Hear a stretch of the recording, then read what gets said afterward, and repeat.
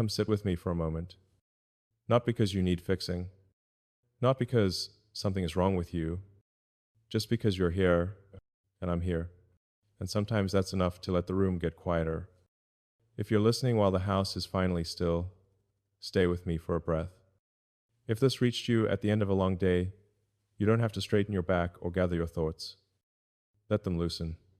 Let them fall where they fall. I'm not asking you to explain yourself. I'm not asking you to be strong. I'm not asking you to decide anything tonight. I know how carefully you listen now. I know how you weigh words before letting them in. That didn't happen by accident.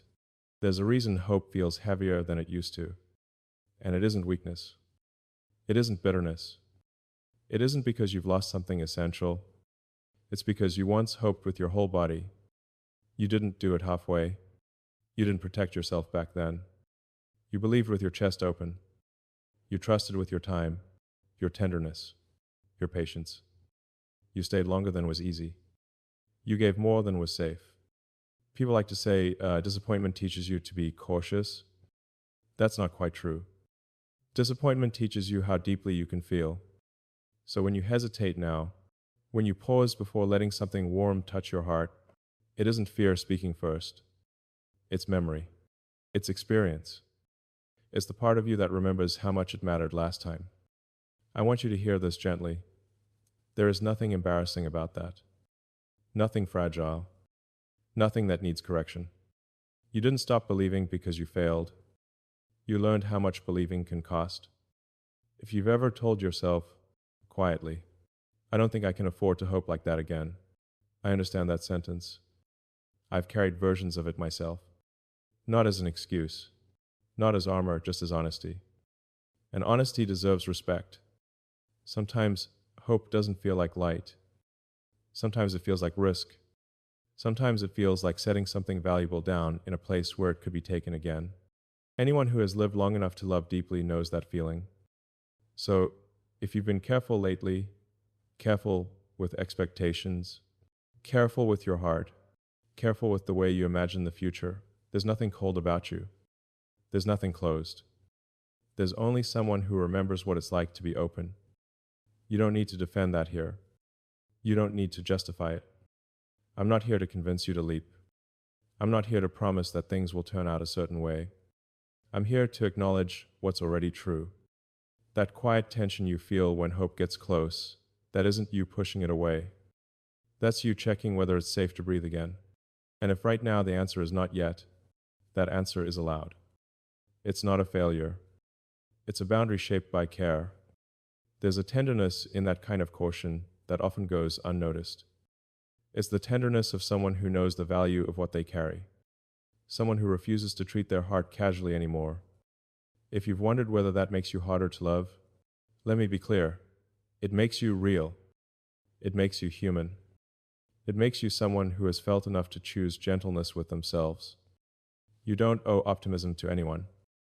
You don't owe hope a performance. You don't owe the future a smile. All you owe yourself tonight is honesty, and you've already brought that with you. So stay exactly where you are for this moment. No reaching forward. No retreating backward. Just breathing where your feet are. There's nothing you need to become before something good can meet you. There's nothing you need to prove before life speaks softly again. And if hope feels distant right now, that doesn't mean it's gone.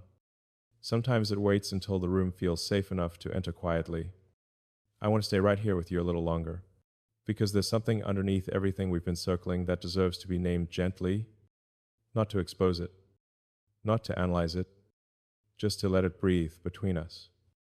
You tell yourself you're afraid to hope. That's the sentence you recognize. That's the one that feels safe to say out loud. But if we slow it down, if we listen closely enough, you'll notice that hope itself isn't the thing that tightens your chest. What you're really afraid of is what comes after hope fails. You're not scared of wanting. You're not scared of believing. You're scared of the moment you look back and wonder how you missed the signs. That quiet question that arrives afterward, the one no one else hears. The one that sounds like, how did I let that happen again? I know that voice. It doesn't shout. It doesn't accuse loudly. It whispers when you're alone, when the house is dim, when your guard is down, It isn't cruel. It's tired. Because disappointment, real disappointment, doesn't just hurt in the moment. It rewrites the way you trust yourself afterward. And that's the part people rarely talk about. You didn't just lose faith in someone else. You lost faith in your own judgment for a while. In your instincts, in that inner sense that once felt so sure.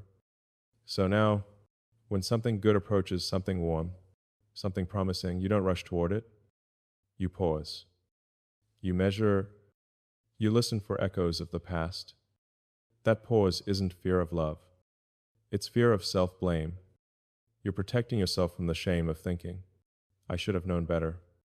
That sentence has weight, especially after a certain age, especially when you've lived enough to believe wisdom should have arrived by now. But life doesn't work that way. Experience doesn't make you immune. It makes you aware. And awareness can feel heavy. You start to tell yourself stories that sound responsible on the surface. I'm just being realistic. I don't need much anymore. I'm fine as I am. Some of those statements are true. Some are armor, not because you're hiding, but because you remember what it costs to open without protection. You didn't stop hoping because you became pessimistic. You stopped hoping freely because you learned that hope has consequences. And no one prepares you for how lonely that lesson can feel. People see your calm. They see your composure. They see how put together you seem. They don't see the conversations you've had with yourself late at night. The moments where you replayed old decisions, not with regret exactly, but with tenderness mixed with disappointment. You didn't just grieve what ended. You grieved the version of yourself who trusted without hesitation. That's a quiet grief. It doesn't demand attention, but it shapes you. So when you pull back now, when you hesitate to imagine too far ahead, it isn't because you've given up. It's because you're trying not to lose yourself again. There's a difference. You're not afraid of being hurt. You've already survived that. You're afraid of feeling foolish for caring the way you did. And I want you to hear this clearly, without drama, without reassurance layered too thick. There was nothing foolish about the way you loved. You didn't miscalculate. You didn't fail a test. You responded honestly to what you were offered at the time. That's not weakness. That's integrity. If you're quieter now, if your hope waits at the edge instead of stepping forward, it's because you value your inner world more carefully. You know how much effort it takes to rebuild after disappointment. You know the cost of starting over emotionally. So of course you're selective. Of course you're slower. Of course you're cautious with promises, your own and anyone else's. That caution isn't closing you off. It's asking for safety. And safety doesn't come from guarantees. It comes from being allowed to move at your own pace. You don't need to force hope back into your life. You don't need to prove that you're still capable of believing. You don't need to test yourself against the past. What you need, what anyone who has been disappointed deeply needs, is permission to trust themselves again before trusting anything else. And that begins quietly. With noticing, with listening to what tightens and what softens inside you. Right now, you're not standing at the edge of something new. You're standing inside yourself, learning where the tenderness still lives. That's not a small place to be. And if you feel yourself breathing a little differently as you hear this, if something loosens just a fraction, that's not hope returning yet. That's understanding. And understanding has a way of opening doors without ever pushing them. Let me shift the way we're holding this together. Very gently, not to change what you feel, not to persuade you out of it, just to turn the light slightly so you can see what's already there from a different angle. Because what you've been calling fear isn't fear in the way people usually mean it. It isn't panic. It isn't insecurity. It isn't a lack of courage. It's recognition. You know what certain moments lead to now. You recognize patterns sooner. You sense weight before it fully lands. That doesn't make you guarded. It makes you perceptive. There's a difference between closing your heart and knowing its shape. Between shutting down and understanding where it bruises. You've learned where you're tender. And tenderness isn't something to apologize for. If anything, it's the most honest map you have. So when you pause, instead of rushing forward, It's not because you don't want connection. It's because you want it to be real enough to hold your whole history. You don't want a version of love that asks you to forget what you've lived. You want something that respects it. That hesitation you feel, that quiet check-in before you allow yourself to imagine, isn't fear trying to stop you. It's discernment trying to protect you. You're not pulling away from hope. You're asking it better questions. And that matters. There's a kind of strength that only develops after disappointment. Not the loud kind. Not the performative kind. It's the strength that knows how much it costs to rebuild yourself after something breaks. The strength that refuses to gamble with your inner world just to feel less alone. That's not weakness. That's self-respect. You didn't become cautious because you're fragile. You became cautious because you're valuable to yourself now, not just to others. And I want to say this plainly, without softening it too much. Only someone who loved deeply enough to be changed by it learns this kind of care. People who skim the surface don't develop this awareness. They don't pause.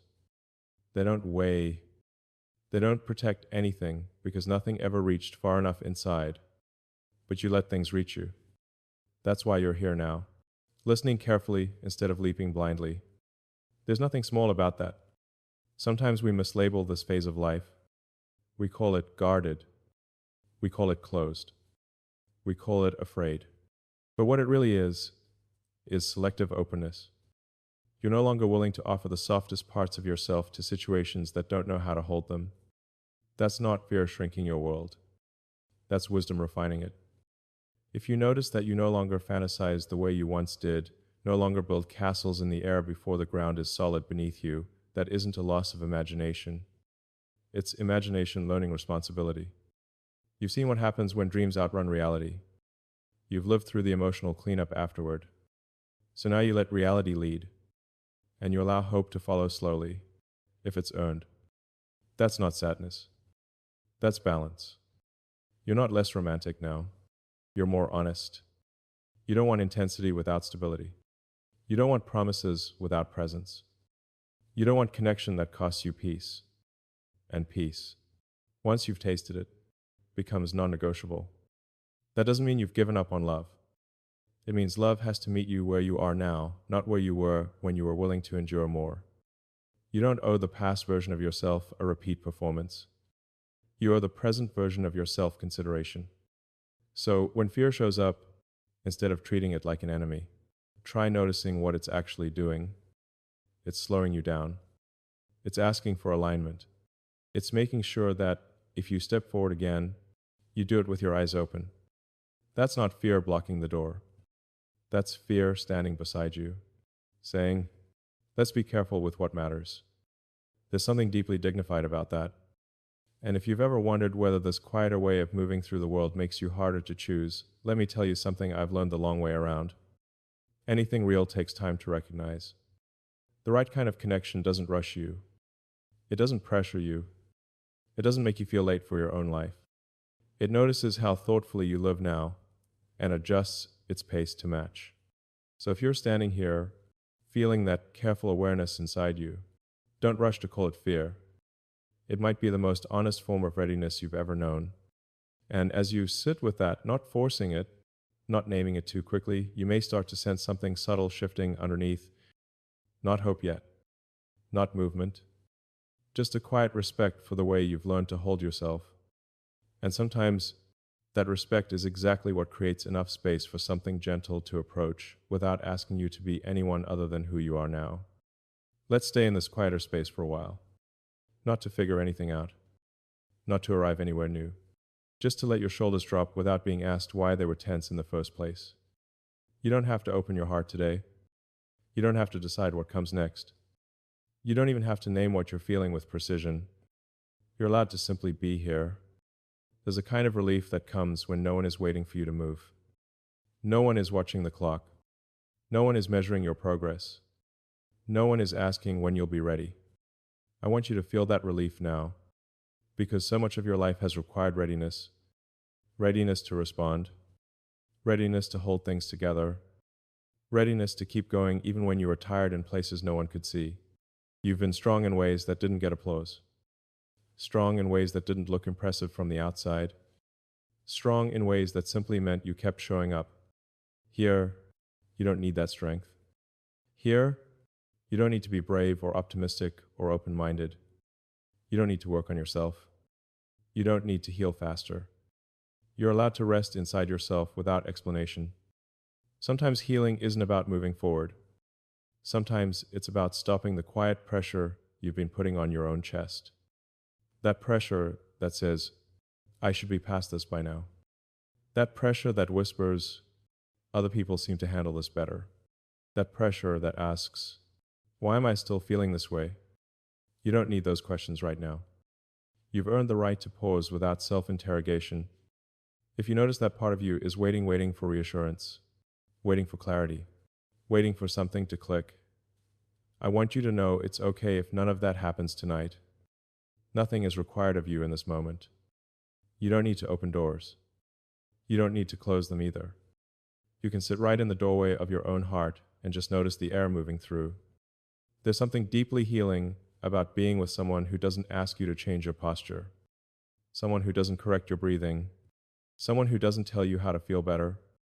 I'm not here to guide you anywhere. I'm here to keep you company where you already are. If your emotions feel muted lately, that's okay. If they feel close to the surface, that's okay too. You don't have to calibrate them to be acceptable. You're not behind. You're not late to your own life. You're exactly where someone who has lived, loved, and learned would naturally be. Sometimes softness isn't about opening more. Sometimes it's about not pushing yourself to open at all. There's a gentleness in allowing your heart to stay exactly as it is protected, thoughtful, selective, without judging it for not being more available. You're not closed. You're conserving, and conservation is an act of care. You've learned that your energy matters. Your peace matters. Your sense of inner steadiness matters. So when you choose not to reach, not to rush, not to promise yourself anything new, you're not giving up. You're honoring what you've already built inside. I want you to feel how little is being asked of you right now. No vision, no courage, no leap of faith. Just presence. Just the simple fact that you're still here, still listening, still capable of feeling something soften even a fraction. That's enough for this moment. You don't need to perform hope. You don't need to prove resilience. You don't need to reassure anyone, including yourself, that you'll be fine. You're allowed to be undefined for a while. There's a quiet dignity in that. And if you notice that your breathing has slowed, or that your jaw isn't clenched the way it was earlier, let that happen without trying to make meaning out of it. Not everything needs interpretation. Some things are allowed to simply ease. You've spent years carrying responsibility in visible and invisible ways. You've been the steady one, the reasonable one, the one who adapted. Here, you don't need to adapt. You don't need to adjust yourself to fit a future you can't see yet. You can stay in the present without apology. If hope returns someday, it will do so gently. It won't demand an announcement. It won't arrive with pressure or urgency. It will recognize the care you've taken with yourself. It will move at your pace. For now, let this be enough. You are allowed to stay exactly as you are, without reaching forward, without retreating backward. Just here, just breathing, just held by the quiet understanding that nothing is being asked of you, and nothing needs to be. Let's let this slow down now, not by stopping, but by softening the way it continues. There's no edge you're approaching, no moment you need to prepare for. Just a quiet easing, like the light changing without asking your permission. You don't have to do anything with what you felt here. You don't have to carry it forward. You don't have to turn it into insight, or strength, or a decision. It's allowed to remain exactly where it is. Sometimes the most honest ending is one that doesn't close. It simply loosens its grip and lets you keep breathing. If hope hasn't returned yet, that's okay. Not because it's unimportant, but because it's not on a schedule. Hope isn't something you summon. It's something that finds you when your body no longer feels like a battlefield. And right now, your body is learning how to rest again. You've spent enough years responding to expectations your own, other people's, the invisible ones that hover in the background of quiet moments. Here, there is no expectation to meet. You don't need to feel lighter than you did before. You don't need to feel changed. You don't need to feel certain about anything at all. If all that's happened is that you feel a little less tight inside, that's already meaningful. If nothing feels different yet, that's meaningful too. Some shifts are too subtle to announce themselves right away. I want you to know something without turning it into reassurance or promise. You don't need to be more hopeful to be worthy of something gentle entering your life. You don't need to be more open. You don't need to be more healed. You don't need to be more anything. What you are right now is not an obstacle. You've been carrying the idea that hope is a risk you can't afford anymore. But hope isn't a wager. It's a response. And responses come when conditions feel right, not when they're demanded. You've already done the part that matters most. You didn't harden. You didn't become careless. You didn't numb yourself to survive. You learned how to live with awareness. That awareness might feel like distance sometimes, but it's also what allows you to recognize safety when it appears. So if tonight ends without resolution, let that be gentle. Let it be unfinished. Let it stay open in the quietest way. You don't need to tell yourself a story about what this means. You don't need to decide whether this was progress or pause. Some moments are meant to be felt, not evaluated. If you notice yourself returning to your evening, your routine, your ordinary life, carrying a faint sense of calm you can't quite explain, don't analyze it. Let it come and go as it needs to. Calm doesn't require interpretation. You've spent enough time being alert, enough time anticipating outcomes, enough time bracing. It's okay if, for the rest of tonight, you don't brace for anything at all. If hope comes back someday, it won't rush you. It won't ask you to forget what you've learned. It won't arrive loudly, or dramatically, or all at once.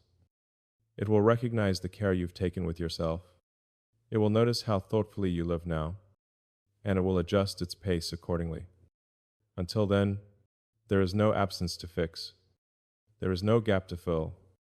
There is simply you, continuing on with a little more permission to be exactly as you are, and that's enough for this moment. Not as a conclusion, not as a lesson, just as a quiet place to rest before whatever comes next decides, gently, when to arrive.